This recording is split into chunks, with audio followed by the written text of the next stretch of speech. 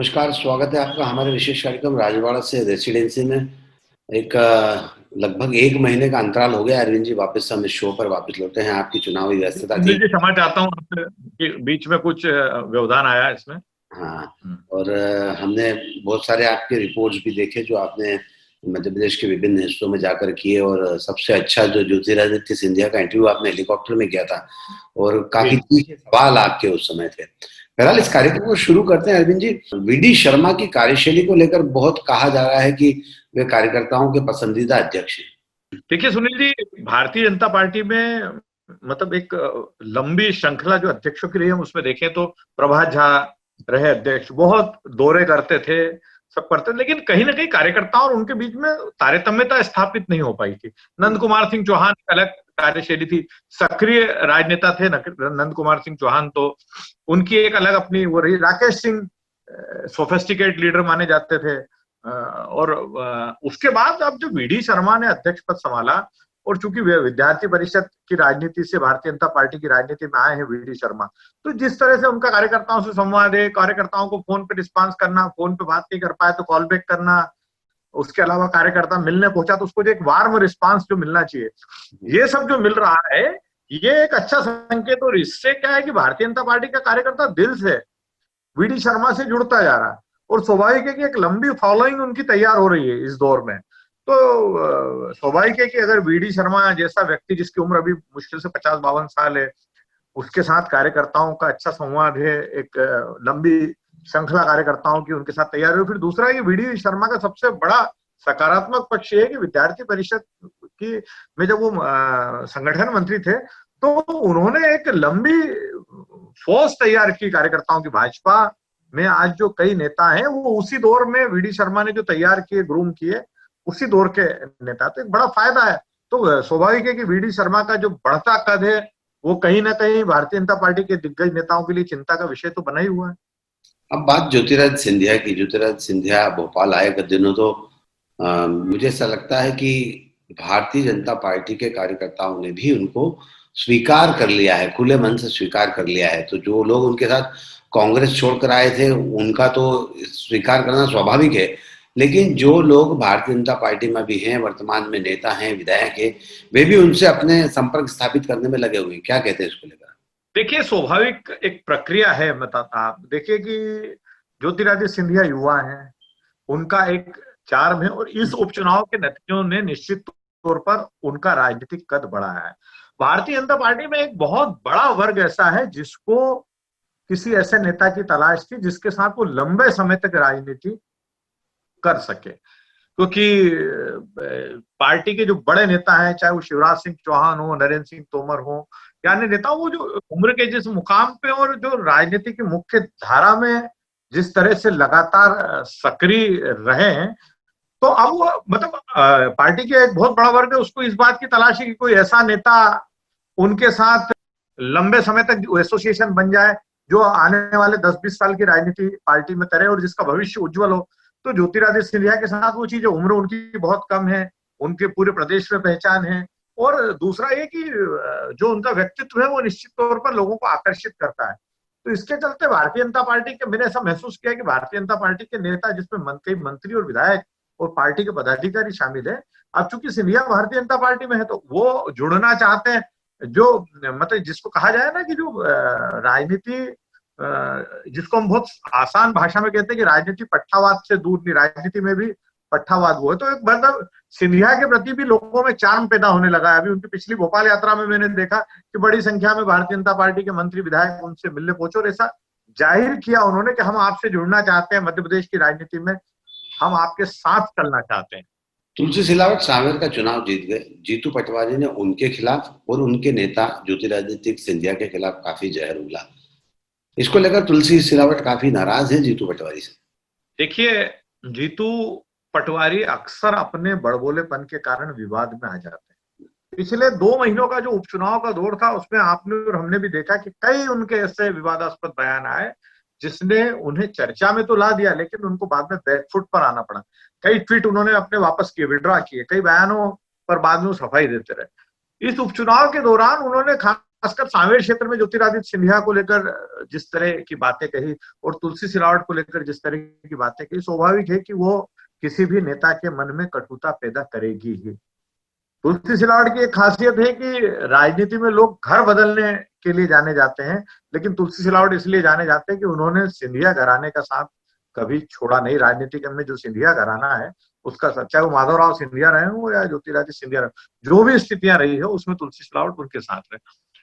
अब नतीजा आ गया, तुलसी सिलावट भारी बहुमत से जीत गए। जीतू पटवारी ने कहा था कि 25,000 से कम वोट से हारे तो मैं तो नाम भी बदल लूंगा। तो ऐसी तमाम बातें अभी ऐसी हैं जो चुनाव के दौरान जो कटुता पैदा हुई। और अब तुलसी सिलावट, चूंकि स्वाभाविक है कि सिंधिया खेमे के नंबर 1 है मध्य प्रदेश में, वो तो उनके नेता के प्रति जिस तरह के शब्दों का उपयोग किया गया, उनके प्रति जिस तरह के शब्दों का उपयोग किया गया, वह अभी मतलब जिसमें कहते हैं ना कि गठान सी बन गई है मतलब सिलावट के मन में। और इन दिनों वो जीतू पटवारी को लेकर जिस तरह के तीखे तेवर दिखा रहे हैं, उससे लगता है कि कहीं ना कहीं दोनों के बीच में बात बड़ी बिगड़ी हुई है और हो सकता है कि इसका नुकसान जीतू पटवारी को उठाना पड़े। वीरेंद्र कुमार सकलेचा मध्य प्रदेश के मुख्यमंत्री रह चुके हैं। अब उनके सुपुत्र ओम प्रकाश सकलेचा को जगह मिली है मंत्रिमंडल में, और उन्हें संयोग से वही मकान मिला है जो वीरेंद्र कुमार सकलेचा को मिला।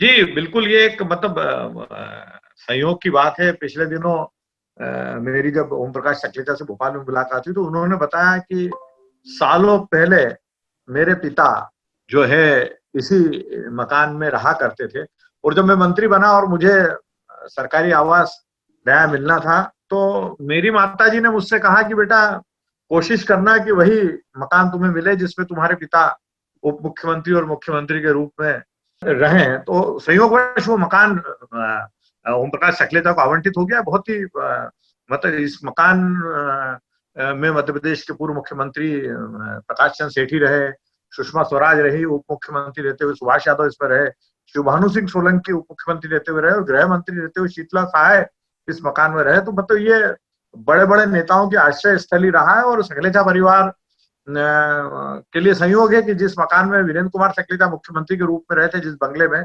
उसी में अब उनके बेटे ओम प्रकाश सकलेचा जो है, जो मध्य प्रदेश सरकार के कैबिनेट मंत्री हैं, वो उसी मकान में रह रहे हैं। तो मतलब ऐसा संयोग बहुत कम बार आता है। और मतलब ओम प्रकाश सकलेचा से जब मेरी बात हुई तो बोले मुझे आत्मिक संतुष्टि इस बात की है कि मेरी माताजी की दिल इच्छा थी कि मेरा बेटा मंत्री बनने के बाद उसी मकान में रहे जिसमें उनके पति रहते थे, तो उसमें बोले वो उनकी इच्छा पूरी हो गई। शशांक भार्गव विदिशा के जो हैं वे काफी परेशान चल रहे हैं, उनकी परेशानी का कारण क्या है? देखिए, कांग्रेस में जो असंतोष की शुरुआत हुई ना, उसका एक मतलब एक नमूना है शशांक भार्गव की नाराजगी। शशांक भार्गव बहुत अच्छे नेता कांग्रेस के हैं, मैदानी नेता है, और उन्होंने विदिशा जो कि गढ़ माना जाता है भारतीय जनता पार्टी का जनसंघ के जमाने से, उसमें पिछले विधानसभा चुनाव में उसे भेदा और वहां से विधायक चुने गए। और स्वाभाविक है कि कोई व्यक्ति जब इतने महत्वपूर्ण क्षेत्र से विधायक चुना जाएगा तो उसकी अपेक्षा रहती है कि उसके क्षेत्र में यदि संगठन स्तर पे कोई नियुक्ति होना है तो उसे उसमें विश्वास में लिया जाए, उसकी जानकारी में लाया जाए, ताकि वो जो व्यक्ति जिसे नियुक्त किया जा रहा है उसके और विधायक के बीच में एक तारतम्यता तो स्थापित हो। कांग्रेस में हमेशा ये होता है कि जो व्यक्ति मजबूत होता है उसको कमजोर करने के प्रयास कई दिशा से शुरू हो जाते हैं। और मुझे लगता है कि जो शशांक भार्गव के साथ हो रहा, कुणाल चौधरी ने उनके क्षेत्र में शैलेंद्र पटेल की नियुक्ति कर दी। जब पूछा तो बोले ये नियुक्ति मैंने नहीं की, श्रीमती ओझा ने की। श्रीमती ओझा से पूछा तो वो टालम टोल करने लगी। अरे आप पार्टी के यदि वरिष्ठ नेता हो तो आप में इतना मात्रा तो होना चाहिए कि आपने किसी विधायक के क्षेत्र में यदि कोई नियुक्ति की है तो कम से कम उसे ये भरोसे में तो लीजिए, और अगर भरोसे में नहीं भी लिया तो उसे बता तो दीजिए। बताना तो दूर सुनील जी, जिस व्यक्ति को नियुक्त किया गया था उस तक ये बात भी पहुंचाई गई कि आपकी नियुक्ति से भार्गव जी सहमत नहीं है, आपकी नियुक्ति का वो विरोध कर रहे हैं। तमाम इस तरह की बातें जो है वो सामने आ रही। तो कहीं ना कहीं कांग्रेस में जो आंतरिक असंतोष सुखबुहाट लग रही है, ये उसी का एक नतीजा मुझे लगता है। भारतीय जनता पार्टी की सरकार हो या कांग्रेस की सरकार, नाम तो दास त्यागी उस कंप्यूटर बाबा हमेशा ही चर्चा में रहे हैं, और इस बार वो जेल से रिहा हो गए हैं। अब अगला कदम क्या होगा उनका, आपको कुछ अंदाजा है इसका? देखिए, नाम ही उनका कंप्यूटर बाबा है। मतलब कंप्यूटर बाबा नाम पड़ा है, मतलब वो खुद ही कहते हैं कि मेरा दिमाग कंप्यूटर से भी तेज चलता है, इसलिए मेरा नाम कंप्यूटर बाबा पड़ गया है। लेकिन जिन परिस्थितियों में वो जेल गए कंप्यूटर बाबा, उसके बाद जो खुलासे हुए, ये सारी चीजें जो है वो मतलब उसके बाद अब वो जेल से रिहा हो गए, रिहा होने के बाद इंदौर छोड़कर चले गए। तो कंप्यूटर बाबा का अगला कदम क्या होगा, इस पर सबकी निगाह है, क्योंकि कंप्यूटर बाबा चुप बैठने वाला आदमी नहीं है। हालांकि प्रशासन ने जो कार्रवाई अभी उनके खिलाफ की थी, उसके बाद वो बड़े सहमे हुए हैं। इसका अंदाजा आप इसी बात से लगा सकते हैं कि जब वो रिहा हुए उसके बाद मीडिया के साथ ही उनसे चर्चा करने पहुंचे, तो हमेशा मीडिया से बड़ी खुलकर बात करने वाले कंप्यूटर बाबा इस बार बड़े चुप चुप से रहे और बड़े भयभीत दिखे। मतलब लगा कि कहीं ना कहीं भयग्रस्त हैं वो। और उनके, मुझे लगता है इंदौर छोड़ के जाने का कारण भी अभी यही है कि तमाम वो उससे बचना। लेकिन बाबा के अगले कदम का सबका इंतजार है। हालांकि बाबा के जो खास मददगार लोग रहते हैं, योगेंद्र महंत, वो बाबा से अभी दूर हैं। चंद्रशेखर नायकवार इसलिए दूर है कि मध्य प्रदेश लोक सेवा आयोग के सदस्य बन गए, संवैधानिक पद पे है, इसलिए वो बाबा का खुलकर साथ दे नहीं सकते। इन सब स्थितियों में सबको इंतजार है कि बाबा का अगला कदम क्या होता है। ऐसा कहा जाता है कि बाबा शायद अब बहुत परेशान हो गए इस राजनीतिक जोड़ तोड़ से, और उनको जो खामियाजा भुगतना पड़ा है, तो शायद राजनीति में तो नहीं पड़ेंगे। ये सुनील जी, जो आप बात कह रहे हैं, ये बाबा को अगर कुछ महीने पहले समझ में आ जाती तो उनका सम्मान भी बना रहता, और जितना नुकसान उनका हुआ है और जिस तरह के पर्दाफाश उनको लेकर हुए वो नहीं होते। ये समझ यदि बाबा में साल भर 6 महीने पहले आ जाती और अपने आप को राजनीति से दूर रखकर यदि वो संतत्व में ही लगे रहते, तो ऐसी स्थिति कभी नहीं बनती। प्रशासनिक बात करें तो पुराने कुछ एडीजी हैं, नए जो एडीजी हैं, कुछ एडीजी बनने के कगार पे खड़े हैं। ये सब लोग इस जुगाड़ में लगे हैं, कहीं ना कहीं जो पदस्थ आईजी हैं उनकी जगह पर उनकी नियुक्ति हो जाए। देखिए, मध्य प्रदेश में रेंज में आईजी के स्थान पर एडीजी को पदस्थ करने की जो परंपरा शुरू हुई, सुनील जी, ये है कि मध्य प्रदेश में इन दिनों एडीजी के पद बहुत ज्यादा हो गए हैं। मतलब पुलिस मुख्यालय में कई एडीजी ऐसे बैठे जिनके पास कोई काम नहीं है। ऐसी स्थिति में एडीजी स्तर के जो अधिकारी, उनकी निगाहें रेंज पर है, और चूंकि रेंज में भी आईजी स्तर के अफसरों का बोलबाला है, चाहे इंदौर हो, चाहे भोपाल हो, इंदौर हो, उज्जैन हो, ग्वालियर हो, चंबल हो, जबलपुर हो, तो एडीजी स्तर के अधिकारी जो है इस कोशिश में लग गए हैं कि जहां पर आईजी स्तर के अधिकारी रेंज में पदस्थ है, उनके स्थान पर एडीजी स्तर के अधिकारी रेंज में पदस्थ हो जाए। और इसके लिए इन दिनों सबसे आसान रास्ता जो माना जाता है वो संघ के माध्यम से, राष्ट्रीय स्वयंसेवक संघ के माध्यम से, क्योंकि ऐसा कहा जा रहा है कि इन दिनों मध्य प्रदेश में सबकी बात टल सकती है, लेकिन राष्ट्रीय स्वयंसेवक संघ के पदाधिकारी यदि कह दें तो उनकी बात टल नहीं सकती है। तो मुझे लगता है कि इसी का फायदा लेने की फिराक में कुछ अतिरिक्त पुलिस महानिदेशक स्तर के अधिकारी हैं। लेकिन कभी कभी ये कवायद, हम ऐसा देखा, मेरा अनुभव ये कहता है प्रशासनिक क्षेत्र का, कि कभी कभी ये कवायद उल्टी भी बढ़ गई है कि ज्यादा दबाव अगर किसी पद के लिए अधिकारी बनाने लगते हैं तो राजनीतिक पदों पर बैठे लोग प्रतिष्ठा का प्रश्न बना लेते हैं और फिर वैसा हो नहीं पाता। आपने कहा कि राष्ट्रीय स्वयंसेवक का संघ का प्रभाव काफी है, उनके हस्तक्षेप हो रहा है, तो फिर ये जयंत भीसे जी संस्कृति विभाग में कहीं नियुक्ति की बाट जो रहे हैं, उनकी नियुक्ति में क्यों विलंब हो रहा है? तो स्वयंसेवक संघ के खास निष्ठावान कार्यकर्ता हैं। राष्ट्रीय स्वयंसेवक ने तो जयंत भीसे को किसी अच्छे पद पर जो संस्कृति विभाग से जुड़ा है उसको बिठाने के लिए पूरी तैयारी कर ली थी, मंत्री तैयार है। लेकिन मुझे लगता है कि भाजपा के शीर्ष नेतृत्व ने जो उम्र को लेकर एक पैमाना तय किया है और जिस तरह से पूरी लीडरशिप नए लोगों को आगे बढ़ा रहे हैं, केंद्रीय नेतृत्व हो या प्रदेश नेतृत्व, वीडी शर्मा की आप पूरी कार्यकारिणी देख लीजिए, इसी तरह जो महत्वपूर्ण पद हैं उन पर भी एक एज फैक्टर इन दिनों बड़ा महत्वपूर्ण मामला हो गया। और मुझे लगता है कि जो कारण है जिसके कारण अभी जयंत भीसे किसी पद पर नहीं बैठ पा रहे हैं संस्कृति विभाग के, मुझे लगता है कि वो उनकी जो बड़ी उम्र है वो बाधा बन रही है, क्योंकि भाजपा में इन दिनों 50 और 55 की उम्र के लोगों का दौर है। 50 और 55 की उम्र के जो लोग हैं उनका भाजपा में दौर है, और इसी कारण जयंत भीसे के मार्ग में रुकावट आ रही है। लेकिन मुझे लगता है कि जयंत भीसे अपवाद साबित हो सकते हैं और जल्दी उनको लेकर निर्णय हो जाएगा। अगर ऐसा रहा तो फिर माखन सिंह जी की नियुक्ति तो फटाफट हो गई थी। देखिए, माखन सिंह बहुत अलग स्तर के नेता हैं और मध्य प्रदेश में भारतीय जनता पार्टी को स्थापित करने में माखन सिंह की जो भूमिका रही, जिस दौर में 2008 का जो दौर था जिसमें सत्ता भारतीय जनता पार्टी के हाथ से निकलती नजर आ रही थी, उस दौर में माखन सिंह ने मध्य प्रदेश में सारे नेताओं के बीच में तालमेल जमाकर जो काम किया था, और उनकी जो संगठन क्षमता है, उनकी जो कार्य, आज भी उम्र दराज होने के बावजूद वो शिवमस्त में उनको केंद्रीय समिति का अध्यक्ष बनाया, तो उन्होंने बहुत अच्छा परफॉर्म किया। और अभी भी जो उनको भूमिका दी गई है वो धर्म और संस्कृति से जुड़ी भूमिका है, और संघ की पसंद के कारण ही उस पद पर वे काबिज हुए। मुख्यमंत्री व्यक्तिगत तौर पर भी चाहते थे कि उन्हें किसी महत्वपूर्ण भूमिका में देखें। तो मतलब हम जयंत भिसे और माखन सिंह को कंपेयर नहीं कर सकते, दोनों में बहुत अलग अलग स्थितियां हैं। मेरा कंपैरिजन उम्र को लेकर था। बहरहाल वीडी शर्मा जी अभी अपनी नई कार्यकारिणी के कुछ लोगों को जो जोड़ने की कोशिश कर रहे हैं। ऐसा सुनने में आया है कि जो भारतीय जनता पार्टी का हाईकमान है, उन्होंने स्पष्ट कह दिया है कि सिर्फ युवाओं को प्राथमिकता दी जाएगी। इसमें बिल्कुल, कितनी मैं आपको बताइए कि कुछ अपवाद हो सकते हैं, जैसे माखन सिंह हुए, ऐसे कुछ अपवाद हो सकते हैं, लेकिन भारतीय जनता पार्टी का केंद्रीय नेतृत्व इस बात का पक्षधर है कि पार्टी के पदों पर, चाहे वो मंत्री वाला मामला हो, चाहे संगठन की नियुक्ति का मामला हो, और चाहे अलग अलग कमेटियों में नियुक्ति का मामला हो, युवाओं को ही जो आने वाले 5-10 साल में भाजपा का नेतृत्व कर सके, उन्हें ही प्राथमिकता दी जानी चाहिए। नए डीजीपी की नियुक्ति को लेकर अभी समय है, लेकिन फिर भी पवन जैन साहब के इर्द गिर्द लोग मंडराने लगे। इस बात में कितनी देखिए, वीके जौहरी जब सेवानिवृत्त होंगे, तब तक मध्य प्रदेश पुलिस के कई वरिष्ठ अधिकारी जो डीजीपी पद की दौड़ में हैं, सेवानिवृत्त हो चुके होंगे। उसके बाद जो अधिकारी बचते हैं, उनमें पवन जैन ऐसा नाम है जिन्हें इस पद के लिए मौका मिल सकता है। और स्वाभाविक है कि जो व्यक्ति भविष्य के डीजी के रूप में जिसमें संभावनाएं टटोली जा रही हो, तो उसके इर्द गिर्द अधिकारियों का मंडराना तो शुरू हो ही जाता है।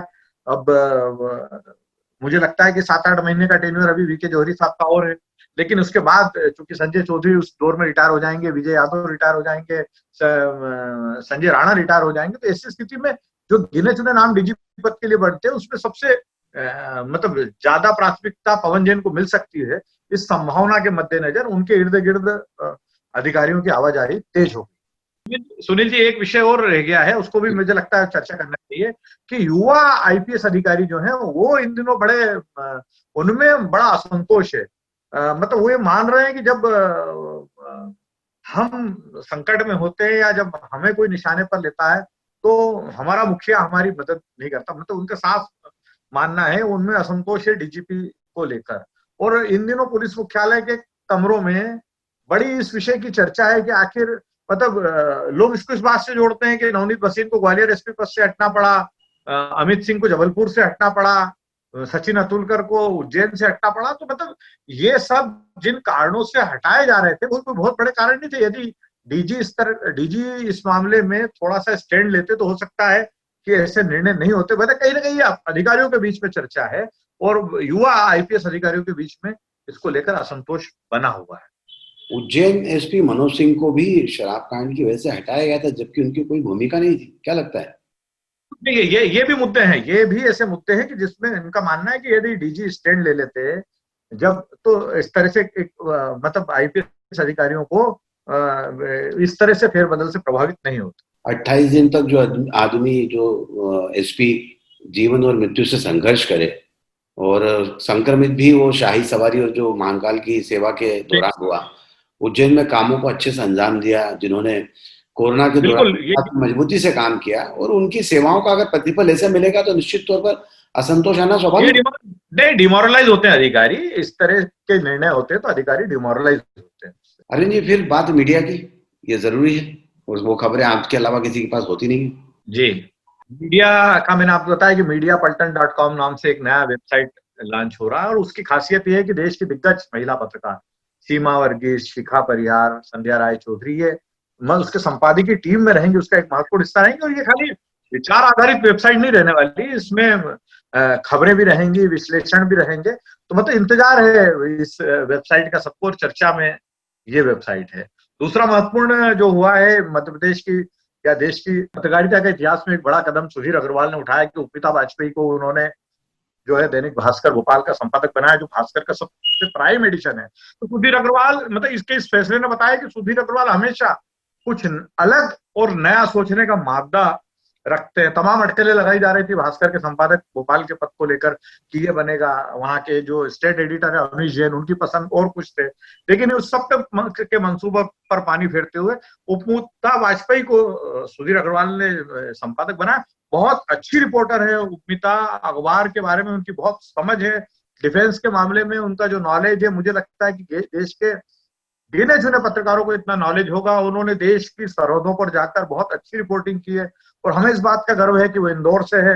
हमें इस बात की खुशी है कि उन्होंने मेरे साथ काम किया है।